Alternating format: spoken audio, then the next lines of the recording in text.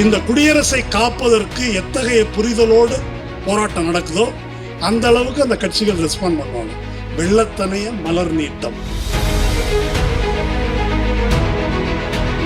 ஏன் மோடி இத்தனை அத்துமீறல்களை நடத்த வேண்டும் என்ற கோணத்தில் நம்ம பார்க்கணும். ஏனென்றால் பயம். இந்த அத்துமீறல்களுக்கு பொருள் அது ஒரு வீரனுடைய நடவடிக்கை அல்ல, வெற்றியின் மீது நம்பிக்கை கொண்டவனுடைய நடவடிக்கை அல்ல, அது ஒரு கோழையினுடைய நடவடிக்கை என்பதை நம்ம புரிந்து கொள்ளலாம். பத்திர முறைகேடு பற்றி உச்சநீதிமன்ற தீர்ப்பு வருது. அந்த கருத்தை சமாளிப்பதற்காக உடனே சிஏஏ அறிவிப்பு, உடனே ஒரே நாடு ஒரே தேர்தல். அந்த கருத்து வரக்கூடாது, அந்த விவாதம் வரக்கூடாது என்பதை சமாளிப்பதற்கு. மக்களை ஏமாற்றி ஓட்டை திருடுவது எப்படி என்பதை மட்டுமே சிந்திக்கின்ற ஒரு கூட்டத்திடம் இந்த நாடு சிக்கியிருக்கிறது.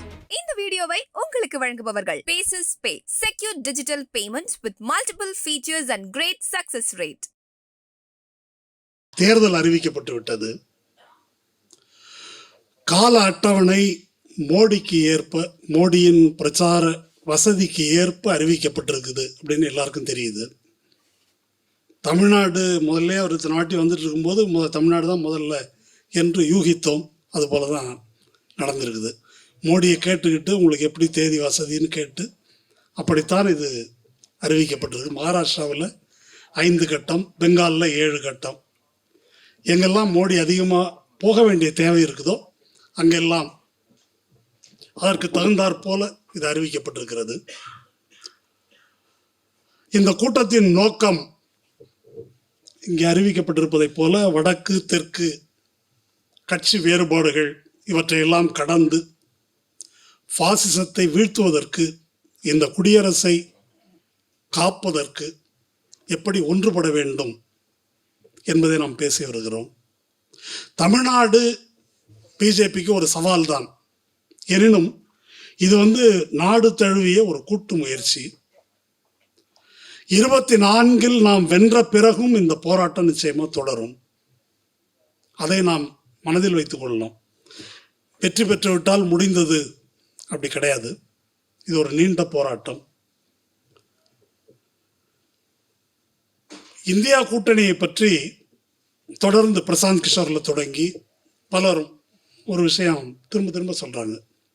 இந்த பக்கம் மோடி இருக்காரு, இந்த பக்கம் யார் தலைவர். ஒரு கவுண்டர் நரேட்டிவ் இல்லை, அவங்கள்ட்ட ஒரு நரேட்டிவ் இருக்குதுன்ற மாதிரி. அவங்கள்ட்ட ஏதோ ஒரு திட்டம் நரேட்டிவ் இருக்கிற மாதிரியும், இதுக்கு ஒரு கவுண்டர் நரேட்டிவ் இல்லை என்று திரும்ப திரும்ப பேசுகிறார்கள். அல்லது இந்தியா கூட்டணிக்குள்ள பல முரண்பாடுகள், கேரளாவை பாருங்கள், வங்காளத்தை பாருங்கள் என்று கேலி செய்கிறார்கள். இது பெரிய அளவுக்கு தாக்கத்தை நம் மீது ஏற்படுத்துகிறது. ஆமா, அப்படிதான் இருக்குல்ல, அப்படிதான் இருக்குது போல இருக்கு என்று ஒரு அவநம்பிக்கையை ஏற்படுத்துகிறது. நாம் உண்மையில் என்ன செய்து கொண்டிருக்கிறோம், இப்போ நடந்து கொண்டிருப்பது என்ன? ஒரு மிகப்பெரிய எதிர்ப்புரட்சி, அதை எதிர்த்து நீந்தி கொண்டிருக்கிறோம். கடந்த 10 ஆண்டுகளாக நடைபெற்று வருகின்ற ஒரு கவுண்டர் ரெவல்யூஷன். அது ஏற்கனவே இருந்த இடத்திலிருந்து ஒரு ஆற்றுல நீந்துவதா கற்பனை பண்ணிக்கங்க. அது நம்மளை பின்னால் இழுத்துட்டு வந்திருக்கு. என்னெல்லாம் அடைந்திருக்கிறோமோ அதையெல்லாம் இழந்து பின்னோக்கி போயிருக்கிறோம். இப்போ கை ஓயக்கூடாது, நீந்தினால்தான் இருக்கிற இடத்துலயாவது இருக்க முடியும். புரட்சி பேசக்கூடியவர்கள் அல்லது கொஞ்சம் முற்போக்கு அரசு பேசக்கூடியவர்கள் என்ன இப்போ ஸ்டேட்டஸ் கோ ஆன்டே ரெஸ்டோர் பண்ண போறோம், இதுல என்ன பெரிய சாதனை இருக்கிறது என்று நினைக்கிறார்கள், பேசுகிறார்கள். ஸ்டேட்டஸ் கோ ஆன்டே ரெஸ்டோர் பண்ணுவது, கான்ஸ்டிடியூஷனை காப்பாற்றுவது என்பதே ஒரு பெரிய சாதனை. ஆனால் ஒரு விஷயத்தை புரிந்து கொள்ள வேண்டும். இந்த போராட்டத்தின் வழியாக நாம் அடைய போகின்ற வெற்றி என்பது திரும்ப பழைய நிலை திரும்புவதா இருக்காது. மாநில உரிமைகளை மீட்பதாக, ஒன்றியம் எப்படியெல்லாம் ஆக்கிரமிக்கிறது அதிலிருந்து விடுவிப்பதாக, பாசிசத்துக்கு தடையறம் எழுப்புவதாக அப்படிதான் இருக்க முடியும். அப்படி இருக்க வேண்டும் என்றால் அந்த அளவுக்கு இந்த ஜனநாயகத்துக்கான போராட்டம், குடியரசுக்கான போராட்டம், அது மக்களுடைய உணர்வு தழுவியதாக, மக்கள் புரிந்து கொண்டதா இருக்கணும். அதாவது கட்சிக்கிட்ட திட்டம் இல்லை, அந்த கட்சி இப்படி சொல்லுது, மம்தா இப்படி சொல்றாங்க, அவங்க இப்படி சொல்றாங்க, அப்படி அல்ல. மக்கள் மத்தியிலே இந்த குடியரசை காப்பதற்கு எத்தகைய புரிதலோடு போராட்டம் நடக்குதோ அந்த அளவுக்கு அந்த கட்சிகள் ரெஸ்பாண்ட் பண்ணுவாங்க. வெள்ளத்தனைய மலர் நீட்டம், மக்கள் மத்தியில் என்ன இருக்குதோ அதுக்கு தகுந்த மாதிரி அந்த ரெஸ்பான்ஸ் வரும். அவர்களிடமிருந்து அது வரும் என்று பார்ப்பதை விட இப்படி பார்ப்பதற்கும் செயலாற்றுவதற்கும் நாம் கற்றுக்கொள்ள வேண்டும். இப்ப நடந்து கொண்டிருப்பது என்ன? 400 சீட்டு ஜெயிப்போம், அது மோடி திரும்ப திரும்ப சொல்றாரு. அது ஊடகங்களில் ஏற்கனவே இந்திரகுமார் சொன்னதை போல போலியான கருத்து கணிப்புகள் வெளியிடப்படுகின்றன.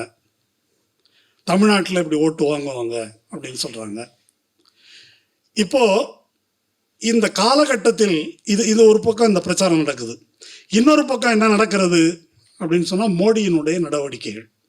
கட்சிகளை விலைக்கு வாங்குறாரு, சட்டங்களை திருத்துறாங்க, தேர்தல் கமிஷன் 2 பேர் அப்பாயின்ட் பண்ணுறாங்க. இது எல்லாத்தையும் நாம் எப்படி பார்க்கிறோம், அல்லது எதிர்கட்சிகளும் கூட எப்படி பேசுகின்றன என்றால், அத்துமீறல், வரம்பு மீறல், முறைகேடுகள், அடாவடித்தனங்கள் என்ற கோணத்தில் மட்டும்தான் நாம் திரும்ப திரும்ப பேசுகிறோம். ஐயோ இப்படி பண்ணுறான், இதை மீறுறான், அதை செய்கிறாங்களே என்ற கோணத்தில் மட்டும்தான் பேசுகிறோம். ஏன் மீறுகிறார்கள், ஏன் மோடி இத்தனை அத்துமீறல்களை நடத்த வேண்டும் என்ற கோணத்தில் நம்ம பார்க்கணும். ஏனென்றால் பயம். தோழர் பேசும்போது சொன்னார், என்ன கனவு காண்போம் என்பதை கூட கண்டு பயப்படுகிறார்கள்னு. நான் இதை மிகையாக சொல்லவில்லை. இப்போ மோடி நடத்தி கொண்டிருக்கிற இந்த யுத்தம் இது எப்படி இருக்குது? எதிர்கட்சிகள் ஒரு சினிமாவில் ஹீரோவுடைய கை காலெல்லாம் கட்டி போட்டு கண்ணையும் கட்டிட்டு 2 ஆளை பிடிச்சி சொல்லிட்டு அடிச்சாங்கன்னா எப்படி இருக்கும்? தெலுங்கு பட வில்லன்களை நம்ம பார்த்துருக்கோம். அந்த மாதிரி அப்படிப்பட்ட தெலுங்கு பட வில்லன்களை விட ஒரு கேவலமான நிலையில தான் மோடி இருக்கிறார். எதிர்கட்சிகளை எல்லா வகையிலும் முடமாக்கி விட்டு அவர்களுக்கு எதிராக சண்டை போடுகிறார். அப்போ இந்த அத்துமீறல்களுக்கு பொருள், அது ஒரு வீரனுடைய நடவடிக்கை அல்ல, வெற்றியின் மீது நம்பிக்கை கொண்டவனுடைய நடவடிக்கை அல்ல, அது ஒரு கோழையினுடைய நடவடிக்கை என்பதை நம்ம புரிந்து கொள்ளணும். அப்படி புரிந்து கொள்ளாத போது வெல்லப்பட முடியாதவன் என்ற பிம்பம், அவர்கள் தோற்றுவிக்கின்ற பிம்பத்துக்கு நாம் பலியாகி விடுவோம். இது திரும்ப திரும்ப மக்களுக்கு நாம் சொல்லணும். ஈடியை வைத்து மிரட்டுறாங்க, மிரட்டி பணியாதவர்களை மிரட்டினா விலைக்கு வாங்குறதுக்கு முயற்சி பண்றாங்க, மிரட்டி பணியலைன்னாக்கா உள்ள தூக்கி போடுறாங்க. அடுத்து பிரதமர் அலுவலகம் நேரடியாக எலக்ட்ரல் பாண்ட் எப்படி வாங்கியிருக்கிறாங்க, அதுக்கு கேள்வி வருது. கேள்விக்கு அவர்களால் பதில் சொல்ல எத்தனை முறைகேடு, எக்ஸ்டார்ஷன், வழிப்பறி, கொள்ளை நடந்திருக்கிறது. பதில் எப்படி சொல்றான் பாருங்க, அதை எம்பியால வகுத்துருங்கன்றான். வாங்கினது பூரா பிரைம் மினிஸ்டர் ஆபீஸ், வகுக்கிறதுக்கு மட்டும் எம்பியை வச்சிருக்கிறான். மற்றபடி எம்பிக்கோ அமைச்சரவைக்கோ எந்த அதிகாரமும் கிடையாது. அந்த தலையால வகுத்துட்டு எவ்வளவு வருது பாருங்க அப்படின்னு அதற்கு ஒரு கணக்கு சொல்லுகிறார்கள். கோர்ட்டில் ஸ்டேட் பேங்க் ஆஃப் இந்தியா பதில் சொல்ல முடியல, உளர்றாங்க. என்ன பதில்னு சொல்ல முடியல. இப்போ எலெக்ஷன் கமிஷனரை நியமிக்கிறாங்க.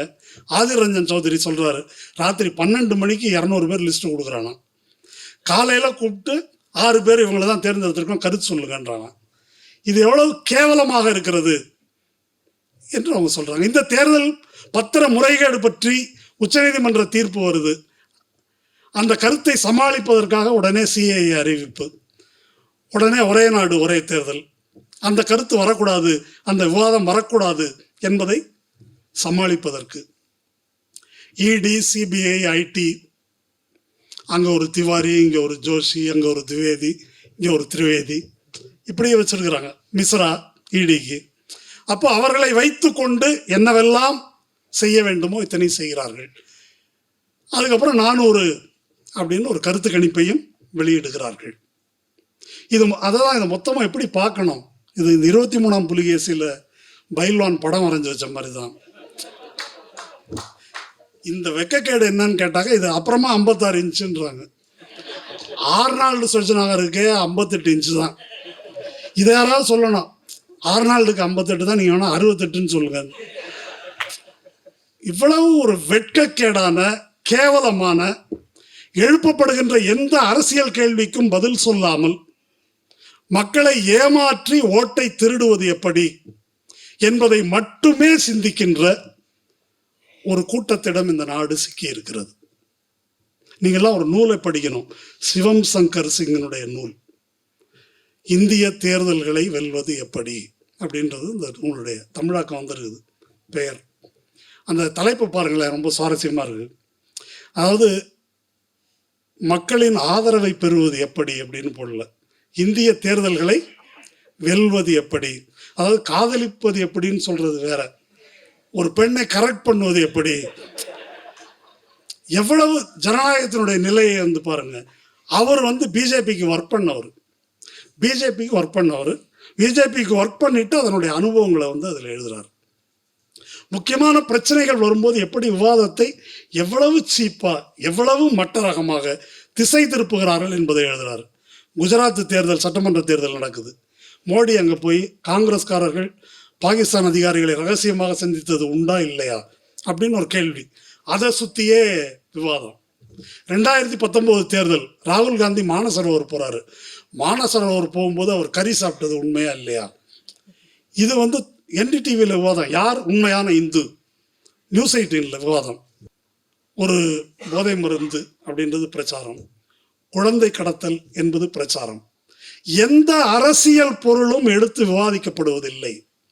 நீட் பற்றி விவாதிக்கப்படுவதில்லை, GST பங்கீடு அதை பற்றி விவாதிக்கப்படுவதில்லை, ஒன்றிய அரசின் அத்துமீறல்களை பற்றி விவாதிக்கப்படுவதில்லை. எதை அவர்கள் வந்து அஜெண்டாவை மாத்துறாங்க. அப்ப நாம் அரசியல் ரீதியாக அக்கறை உள்ளவர்கள், புரிதல் உள்ளவர்கள் என்ன நினைக்கிறோம் என்றால், இந்த அரசியல் பிரச்சனைகளை எல்லாம் எடுத்து சீர்தூக்கி எடை போட்டு பார்த்து மக்கள் ஓட்டு போடுவார்கள் என்று நாம் நினைக்கிறோம். மீண்டும் மீண்டும் அதை நாம் வந்து பேசுகிறோம்.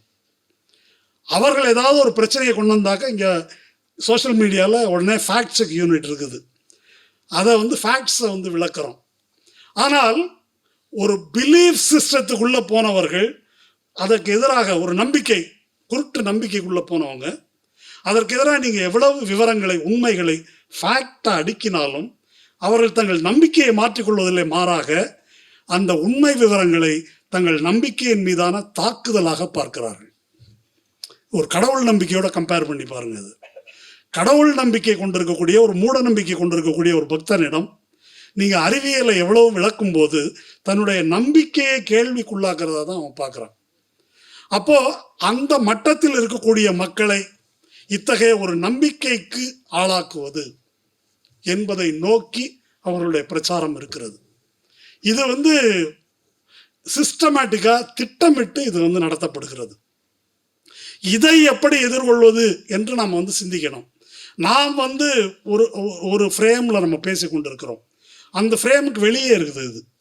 இதில் அந்த கருத்தை அவர்கள் உருவாக்கி கொண்டிருக்கிறார்கள் என்பதை நாம் பார்க்க வேண்டும். இப்போ குழந்தை கடத்தல் இது நடக்கிறது ஒரு பிரச்சனையாங்க, ஏதோ ஒன்று ஒரு இடத்துல நடக்கும், அதுக்கு இந்த அரசு என்ன செய்ய முடியும்? அல்லது வேற ஏதாவது ஒரு குற்றம், போதை மருந்தோ ஏதோ ஒன்று நடக்கும், தவறுகள் கூட நடக்கும். இதுக்கு யார் பலியாகிறாங்க அப்படின்னாக்கா, யார் பிஜேபியை எதிர்க்கிறார்களோ அல்லது முற்போக்காளர்களாக இருக்கிறாங்களோ அவங்களே வந்து அரசு மீது கல்லெறிகிறார்கள். அது எப்படி நடந்துச்சு அதையும் பார்க்கல. இந்த இப்போ தோழர் இந்திரகுமார் சொல்லும்போது சொன்னார்ல, அந்த என்ன சொல்லுவீங்க, PM ஸ்ரீ, அப்போ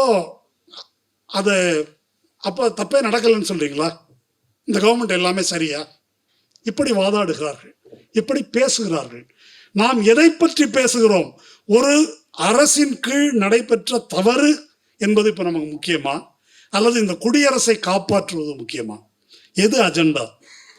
செந்தில் பாலாஜி பிரச்சனை வந்தபோது அப்போ ஊழலே பண்ணலையா அப்படின்னாங்க. எது நம்முடைய நிகழ்ச்சி நிரல்? இவர்கள் ஊழலை ஒழிப்பவர்களா? அதை வார்த்தை அளவில் சொல்வதற்கான அருகதையேனும் இவர்களுக்கு இருக்குதா? அப்போ இந்த ஊழல் என்பதை எதற்காக அவர்கள் எடுத்துக்கொண்டிருக்கிறார்கள்? எதிர்கட்சிகளை டிஸ்கிரெடிட் பண்றதுக்கு, எதிர்கட்சிகளை முடமாக்குவதற்கு. அப்படி முடமாக்குவதன் மூலம் ஒரு கட்சி ஆட்சியை கொண்டு வருவதற்கு, மாநில கட்சிகள் இல்லை என்ற நிலையை உருவாக்குவதற்கு, அல்லது பிற்படுத்தப்பட்ட சாதிகளைச் சேர்ந்த, தாழ்த்தப்பட்ட சாதிகளைச் சேர்ந்த அரசு அதிகாரத்திற்கு வந்தவர்களை மலினப்படுத்தி கொச்சைப்படுத்துவதற்கு, இந்த நோக்கங்களுக்காக தான் அந்த கார்டு பயன்படுத்தப்படுது. ஆனால் அதை புரிந்து கொள்ளாமல் புனிதவாதம் பேசி அதுக்கு பின்னால எது மையமான அஜெண்டா என்று புரிந்து கொள்ளாமல் அதற்கு பின்னால் போவதை நாம் பார்க்கிறோம். வர இருக்கின்ற நாட்களில் இதெல்லாம் தீவிரமாக நடக்கும். அப்ப எது மையமான பிரச்சனை? இது இன்னொரு தேர்தலா? இந்த குடியரசு நீடிக்குமா இருக்காதா அப்படின்றதுதான் இப்ப நம்ம முன்னால் இருக்கிற கேள்வி. மோடி அடிக்கடி சொல்றாரு, இது அமிர்த் கால் அல்லது ஆசாதி கா அமிர்த் மகோத்சவ். அமிர்த் என்ற வடமொழி சொல்லுக்கு மிருத்னா மரணம், மிருத்னா மரணமின்மை. இது அமிர்த் கால் அப்படின்றாரு. ஆனா நம்மளை பொறுத்த வரைக்கும் இது இந்த குடியரசுக்கு மிருத் கால். இது அந்த காலத்தில் தான் நாம் இருக்கிறோம். அதை நம்ம புரிந்து கொள்ள வேண்டும். இதை பற்றி பேசும்போது ஆங்கிலத்தில் ஒரு சொல் இருக்கு, தேஜாவுன்னு சொல்லுவாங்க. இதே போன்ற ஒரு சம்பவம் இதற்கு முன்னால் நடந்திருக்கிறது என்று நினைவுக்கு வருகிறதே. அப்படி நினைவுக்கு வருவது அவசர நிலை காலம். காமராஜ் ஒரு புத்தகம் சொன்னார், ஜெயபிரகாஷ் நாராயணுடைய சிறை குறிப்புகள். அவசர நிலை காலத்தில் அவரை கைது பண்ணி ஜெயிலில் வச்சிடறாங்க. எழுதுறாரு, கொஞ்சம் புரட்டி பார்த்தேன், ரொம்ப வருத்தத்தோட எழுதுறாரு அவர். என்னுடைய கணக்குகள் தவறிவிட்டன, எதிர்ப்பே இல்லாமல் போயிடுச்சு, காங்கிரசார் அனைவரும் இதற்கு பணிந்து விட்டார்கள், இவ்வளவு பாரம்பரியம் மிக்க கட்சி இப்படி பணிந்து விட்டது. அதுக்கு மேல அவர் ஒன்று சொல்றாரு, we should educate people in values and institutions of democracy. ஏன்னா மக்களுக்கே இந்த அருமை தெரியவில்லை, இந்த உரிமைகள் பற்றிய கருத்தோ அக்கறையோ கவலையோ மக்களுக்கு இல்லை அப்படின்றத அவர் குறிப்பிடுறார். இது ஒரு அதுக்கு மேலேயும் அவர் எழுதுறார், அதிகாரத்துக்கு பணிகின்ற பிற்போக்கான சமூக அமைப்பில் நமது மக்கள் வாழ்ந்து பழகியதால் ஜனநாயகம், சுயமரியாதை போன்ற விழுமியங்கள் மக்களிடம் இல்லை. எனவே இந்த அவசர நிலை என்பது ஒரு பிரச்சனையாகவே அவர்களுக்கு தெரியவில்லை என்கிறார். இது ரொம்ப சீரியஸ். நம்ம பேசுறோம், பாசிசம் வந்து விட்டது, ஜனநாயகம் போயிடும், உரிமை இருக்காது. இதெல்லாம் இந்த நாட்டினுடைய ஆக பெரும்பான்மையான மக்களுக்கு ரிலவெண்டா இல்லை. அவங்க அன்றாட வாழ்க்கைக்கு அது சம்மந்தப்பட்டதா இல்லை. அவர்கள் அப்படி அதை கோருபவர்களாக, அவங்க வயிற்றுப்பாட்டுக்காக 24 மணி நேரமும் கவலைப்படுபவர்களாக இருக்கிறார்கள். இதை பற்றி கருதாதவர்களாக இருக்கிறார்கள். அப்படி கருதாதவர்களாக இருக்கின்ற ஒரு சமூகம், இது நம்முடைய ட்ரெடிஷன், நம்முடைய பாரம்பரியம். அம்பேத்கர் சொன்னது போல இங்கே ஒரு புரட்சி நடந்தெல்லாம் இங்கே வரல. சமூகம் பின்தங்கியதாக இருக்கிறது. அதன் மேல ஒரு டாப் ட்ரெஸ்ஸிங், மேல அரசியல்ல ஜனநாயகம் வந்திருக்கிறது. இந்த சமூகத்தில் இந்த மாற்றம் ஏற்படாத வரை இந்த அரசியல் ஜனநாயகம் நிலைக்காது என்று சொன்னார். அப்போ இந்த மாதிரி இது அவர்களுக்கு எதிரிக்கு தெரிஞ்சிருக்குது. இதெல்லாம் மக்கள்கிட்ட ஒர்க் அவுட் ஆகாது, தெரியாது, அவர்களுக்கு புரியாது என்பது அவர்களுக்கு தெரிந்திருக்கிறது. இப்ப ஜெயபிரகாஷ் நாராயண் இதை எழுதி 50 ஆண்டு ஆயிடுச்சு. 50 ஆண்டுகள்ல என்ன மாற்றம் சொல்லுங்க? 50 ஆண்டுகளில் நம்முடைய சமூகத்தில் ஜனநாயக உணர்வு வளர்ந்திருக்கிறது. பாசிசத்திற்கு எதிரான, அத்துமீறல்களுக்கு எதிரான விழிப்புணர்வு வளர்ந்திருக்கிறது என்று நாம் கொள்ள முடியுமா? நடந்திருக்குதா? இது நாம் அக்கறையோடு கவனிக்க வேண்டிய ஒரு கேள்வி. 1975 அவசர நிலை வந்தது அப்படின்றது, அது இந்திரா காந்தி என்ற ஒரு நபர், அவரை சுற்றி ஒரு துதிபாடிகள் கூட்டம். அந்த கூட்டம் தங்களுடைய அதிகாரத்தை காப்பாற்றிக் கொள்வதற்காக அதை கொண்டு வராங்க. பிஜேபியை போல காங்கிரஸ் ஒரு பாசிஸ்ட் பார்ட்டி கிடையாது. RSS போன்ற ஒரு பின்புலம், அவங்க மிதவாத இந்துத்துவ அரசியல் பேசக்கூடியவர்கள், நம்பிக்கை உள்ளவர்கள் இருந்தாங்க. ஆனால் அது ஒரு RSS போன்ற, பிஜேபி போன்ற பாசிஸ்ட் மூவ்மெண்ட் இல்லை. அன்னைக்கு அந்த இந்திரா காந்தி தேர்தல் செல்லாது என்று ஒரு உயர்நீதிமன்றத்தால் தீர்ப்பளிக்க முடிந்தது. ஜெயபிரகாஷ் நாராயண் ஜெயிலில் இருந்துட்டு இந்திரா காந்திக்கு லெட்டர் எழுதுறாரு, உங்க தாத்தாவை தெரியுமா, உங்க அப்பா பேர்பட்ட ஜனநாயகவாதி தெரியுமா, நீ இப்படி எல்லாம் பண்ணலாமா? இப்படி ஒரு லெட்டர் மோடிக்கு யாராவது எழுத முடியுமா?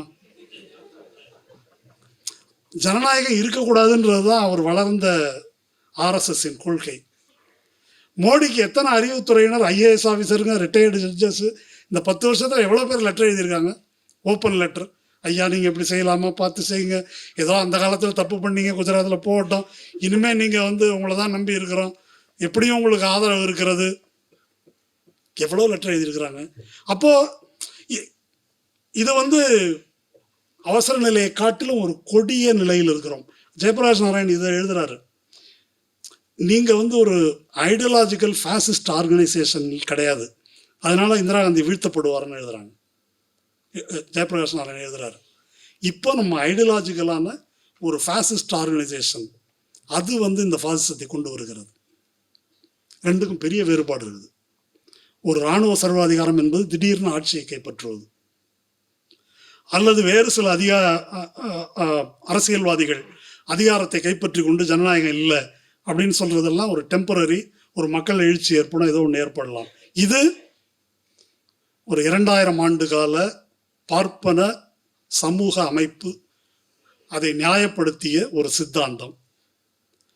வெள்ளையர்களுடைய வருகைக்கு பிறகு ஏற்பட்ட மாற்றங்கள், அதில் ஒடுக்கப்பட்ட சாதிகள் தங்களுடைய பாரம்பரிய ஒடுக்குமுறை தலையிலிருந்து மீண்டு கல்வி, வேலைவாய்ப்பு, அதிகாரம் பெற்று வருவது, அதை தடுப்பதற்கு, சனாதன தர்மத்தை நிலைநாட்டுவதற்கு, அதுக்கு தான் 26 RSS உருவாக்கப்படுது. முதல் நோக்கம் ஆன்டி முஸ்லீம் அல்லது வர்ணாசிரம தர்மத்தை, சனாதன தர்மத்தை நிலைநாட்டுவது என்ற நோக்கத்துக்கு தான் உருவாக்கப்படுது. அப்போ அது 100 ஆண்டு காலம் இப்போ ஒர்க் பண்ணி வந்திருக்குது. இதை நிலைநாட்ட வேண்டும் என்பதுதான் அவர்களுடைய நோக்கம். ஜனநாயகம் என்பது அவர்கள் கொள்கையில் கிடையாது, அதை அவர்கள் ஏற்றுக்கொள்ளவில்லை. ஜனநாயகம் அப்படின்றது ஒரு இன்ஸ்ட்ருமெண்ட், பாசிசத்தை நிலைநாட்டுவதற்கு ஒரு கருவி. உலகம் முழுதும் அப்படிதான் நடந்திருக்குது. கடந்த 10 ஆண்டு ஆட்சியில் நாம் இதைத்தான் பார்த்திருக்கிறோம். கடந்த 10 ஆண்டுகளில் என்னெல்லாம் ஜனநாயக நிறுவனங்கள் அப்படின்னு இருந்ததோ அதெல்லாம் வீழ்த்தப்பட்டிருப்பதை பார்த்திருக்கோம். ஜனநாயகம்னாக்கா வாக்களிப்பது மட்டும்தான் ஜனநாயகம் என்பது மக்களுடைய பொதுவான நம்பிக்கை. அப்படி இல்லை. ஜனநாயகத்துக்கான நிறுவனங்கள் இருக்கின்றன. நீதித்துறை, நிர்வாகம், ஊடகங்கள், இதெல்லாத்துக்கும் வெளியே கல்வி நிறுவனங்கள், கல்வியாளர்கள், சிவில் சொசைட்டி ஆர்கனைசேஷன்ஸ் என்று சொல்லக்கூடிய சிவில் சமூக அமைப்புகள், அவர்களுடைய கருத்துரிமை, ஜனநாயக உரிமை, இதெல்லாம் சேர்ந்தது தான் ஜனநாயகம். இப்போ என்ன இருக்குது அப்படின்னா, இந்த வாக்களிக்கும் உரிமை மட்டும் இருக்குது. அதுவும் ஒரு ஊனமுற்ற நிலையில் இருக்குது. சிறுபான்மை மக்களுடைய வாக்குகளை பறிப்பது போன்ற நடவடிக்கைகள்லாம் நடக்குது. இந்த 10 ஆண்டுகளில் இப்போ நமக்கு நேரம் இல்லை, அதை பட்டியல் போட வேண்டியதில்லை. நீதிமன்றங்கள் எப்படிப்பட்ட தீர்ப்புகளை வழங்கி இருக்கின்றன இந்த தமிழ்நாட்டிலே, அதை பின்னால் பேசுவோம். எப்படிப்பட்ட தீர்ப்புகளை வழங்கி இருக்கின்றன என்று தெரியும். உச்ச நீதிமன்றத்தில் இந்த CAA, NRC உள்பட, அல்லது இப்போ எலக்ட்ரல் பாண்ட் உள்பட, இவையெல்லாம் இந்த அரசமைப்பு சட்டத்துக்கு நேர் எதிரான இவையெல்லாம் எப்படி கிடப்பில் போடப்பட்டன என்று தெரியும். பாபர் மசூதி வழக்காக இருக்கட்டும், அல்லது காஷ்மீராக இருக்கட்டும், அரசமைப்பு சட்டத்துக்கு நேர் எதிரான விஷயங்கள் எல்லாம் பெரும்பான்மை இந்துத்துவ மனோபாவத்துக்கு ஏற்ப அந்த தீர்ப்புகள் எப்படி எழுதப்பட்டிருக்கின்றன, சட்டத்தின் அடிப்படையில் எழுதப்படவில்லை என்பது நமக்கு தெரியும். நிர்வாக இயந்திரம், அது CBIயோ, EDயோ, ITயோ, அது எப்படி ஒரு கூலிப்படையாகவே இயங்குகிறது என்பது நமக்கு தெரியும். இப்போ அது இன்னும் இந்த எலக்ட்ரல் பாண்டில் அது இன்னும் தெளிவாக வெளியே வந்திருக்குது. மணிப்பூர் போன்ற இடங்களில் எப்படி ஒரு கும்பல் ஆட்சி, ஆயுத கும்பல், எங்கேயாவது இந்திய வரலாறுல உண்டா? ஆயிரக்கணக்கான துப்பாக்கிகள் போயிட்டு இதுவரைக்கும் வரல துப்பாக்கி. அங்கே அந்த மெய்தி லூப்பன் என்ற அமைப்பு ஆயுதப்படையாகவே செயல்படுகிறது. நேர அந்த மாதிரி ஒரு சம்பவம் நடைபெற்றதில்லை. எதிர்கட்சிகளை வேட்டையாடுவது இது போல எப்பவும் நடந்ததில்லை. இந்த காலகட்டத்தில் நடந்தது போல RSSனுடைய காலாட்படைகள் நடத்திய வன்முறைகள், அது லவ் ஜிஹாதாக இருக்கட்டும், மாட்டுக்கறி பிரச்சனையாக இருக்கட்டும், மதமாற்றமாக இருக்கட்டும், எதுவாக இருக்கட்டும், அத்தனையும் BJP ஆளும் மாநிலங்களில் சட்டமாக்கப்பட்டு விட்டது. எதெல்லாம் கிரிமினலாக லிஞ்சிங்னு வெளியே செஞ்சாங்களோ அதெல்லாம் 10 வருஷம் ஜெயிலு, 8 வருஷம் ஜெயிலு, ஆயுள் தண்டனை என்று சட்டமாக்கப்பட்டு விட்டது. இது ரொம்ப முக்கியமானது. சென்ற அமெரிக்க நாடாளுமன்ற தேர்தல் நோம் சாம்ஸ்கி, அறிஞர் நோம் சாம்ஸ்கியிலிருந்து சாதாரண மனிதர்கள் வரையில் மீண்டும் ட்ரம்ப் ஜெயித்தா அமெரிக்கா முடிஞ்சது என்று பயந்து கொண்டிருந்தார்கள். தேர்தலில் ட்ரம்ப் தோல்வியடைந்தாலும் ஆட்சியை விட்டு போகமாட்டார், கலவரம் பண்ணுவார், கைப்பற்றி கொள்வார் என்று பயந்தார்கள். பயந்தது மாதிரியே நடந்தது. கேபிட்டல் ஹில்லை கைப்பற்றுவதற்கு ஒரு கூட்டம் போச்சு. ஆனால் அந்த தேர்தலில் ஜனநாயக கட்சி வெற்றி பெறுவதற்கும் ட்ரம்ப் முறியடிக்கப்படுவதற்கும் எது காரணமாக இருந்தது? இந்த தேர்தலுக்கு முன்னால் அமெரிக்காவில் நடைபெற்ற பிளாக் லைவ்ஸ் மேட்டர் என்ற மாபெரும் ஜனநாயக இயக்கம். அது கருப்பின மக்களின் இயக்கம் மட்டும் அல்ல, வெள்ளை இளம் தலைமுறையினரும் இணைந்த ஒரு இயக்கம். அந்த டெமோக்ராட்டிக் மூவ்மெண்ட் வழியாக தான் ட்ரம்ப்புக்கு எதிரான ரெசிஸ்டன்ஸ், பாசிசத்துக்கு எதிரான எதிர்ப்பு என்பது அந்த ஜனநாயக இயக்கத்தின் வழியாக தான் வந்தது என்பதை நாம் புரிந்து கொள்ளணும்.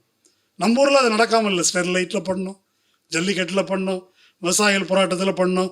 ஏன் தலித் மக்களுக்கு எதிரான தீர்ப்பு, அந்த சட்டத்துக்கு எதிராக தீர்ப்பு வந்தபோது நாடெங்கும் தலித் மக்களுடைய போராட்டம் நடைபெற்று அந்த சட்ட திருத்தம் கொண்டு வர வேண்டிய கட்டாயத்துக்கு மோடி அரசு ஆளாக்கப்பட்டது. இப்போ அந்த மல்யுத்த வீராங்கனைகள் போராடி வென்றிருக்கிறார்கள். அப்போ இந்த மாதிரி டெமோக்ராட்டிக் மூவ்மெண்ட் என்பது தேவை. அது இல்லாமல் இதை சாதிக்க முடியாது. ஓட்டு போடுங்க போதும். ஓட்டு போடுவதற்கு முன்னாலேயே அப்படிப்பட்ட இயக்கத்தை நாம் கட்டி அமைக்கணும். இது ஒரு மூவ்மெண்ட்டாக மாற வேண்டும். இதில் நாம் செய்யக்கூடியது என்ன என்றால், நாம் இந்த பாசிச நடவடிக்கைகளுக்கு எதிராக குடியரசை காப்பாற்றுவதற்காக ஒவ்வொரு சந்தர்ப்பத்திலும், இப்போ நான் தீர்ப்புகளை பற்றி மட்டும் சொன்னேன், ஒவ்வொரு சந்தர்ப்பத்திலும் ஒவ்வொரு விஷயத்திலும் நாம் தலையிட வேண்டும், பேச வேண்டும். இது ரொம்ப முக்கியம். மௌனமாக இருந்து கொண்டு அது கட்சி தலைவர்களோ ஒரு சிலரோ விடுகின்ற அறிக்கைகளில் இந்த பிரச்சனை தீர்ந்து விடும் என்று யாரும் கருத முடியாது, கருதக்கூடாது. சனாதன தர்மம் பற்றி பேசுனது இந்து மதத்தின் மீதான தாக்குதல் அப்படின்னு வட இந்தியாவில் போய் பிரச்சாரம் பண்ணுறாங்க. அப்போது அங்கே சனாதனம் என்றாலே இந்து மதம் அப்படின்னு மக்கள் மத்தியில் வழக்கு இருக்குது. அது ஒரு சிக்கலாகுதுன்னு சொல்கிறாங்க. கட்சிகளால் பேச முடியாமல் போகலாம். கட்சிகளுக்கு வெளியே இருக்கின்ற அறிவுத்துறையினர், இயக்கங்கள் இந்த நீதிமன்ற தீர்ப்பை பற்றி எதிர்த்து பேசுவதில் என்ன பிரச்சனை?